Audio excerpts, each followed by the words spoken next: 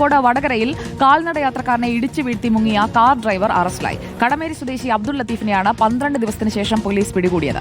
Abdul ലത്തീഫിനെതിരെ lookout notice പുറപ്പെടുവിച്ചിരുന്നു. ഈ മാസം 7-ന് ലത്തീഫ് ഓടിച്ച ഇന്നോവ അമൽകൃഷ്ണയെ ഇടിക്കുകയായിരുന്നു. ഗുരുതരമായി പരിക്കേറ്റ അമൽകൃഷ്ണ മരിച്ചു. അഭിജിത്ത് മുഴക്കുന്ന് വീണ്ടും എത്തുന്നു. നമുക്കൊപ്പം അഭിജിത്ത്, വടകരയിൽ ഈ കാൽനട യാത്രക്കാരനെ ഇടിച്ചിട്ടിട്ട് പോയിട്ട് ഏകദേശം 2 ആഴ്ചയോളം എടുക്കുമ്പോഴാണ് പോലീസ് ഇയാളെ പിടികൂടുന്നത്. ലുക്കൌട്ട് നോട്ടീസൊക്കെ ഇറക്കിയതാണ്. എന്തൊക്കെയാണ് വിവരങ്ങൾ?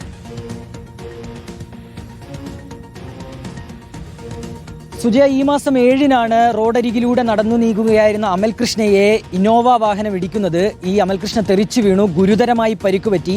ഇന്നോവ കാർ നിർത്താതെ പോവുകയും ചെയ്തു.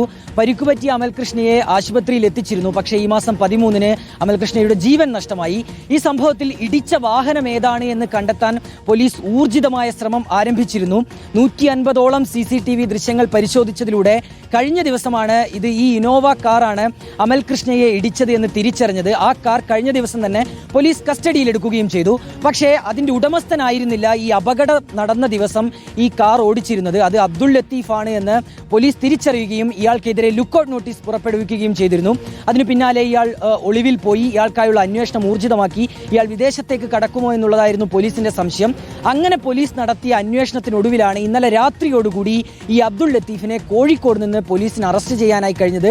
നിലവിൽ അയാളെ വടകര സ്റ്റേഷനിൽ എത്തിച്ചിട്ടുണ്ട്. ഇന്ന് കോടതിയിൽ ഹാജരാക്കുമെന്നാണ് നമ്മൾ മനസ്സിലാക്കുന്നത്. ഏതായാലും വളരെ നിർഭാഗ്യകരമായ ഒരു സംഭവമായിരുന്നു സുജയ. കാരണം ഒരു പക്ഷേ അന്ന് അയാൾ ആ വാഹനം അവിടെ നിർത്തി അമൽകൃഷ്ണയെ നോക്കിയിരുന്നുവെങ്കിൽ അമൽകൃഷ്ണയ്ക്ക് ജീവൻ നഷ്ടമാവുമായിരുന്നില്ല.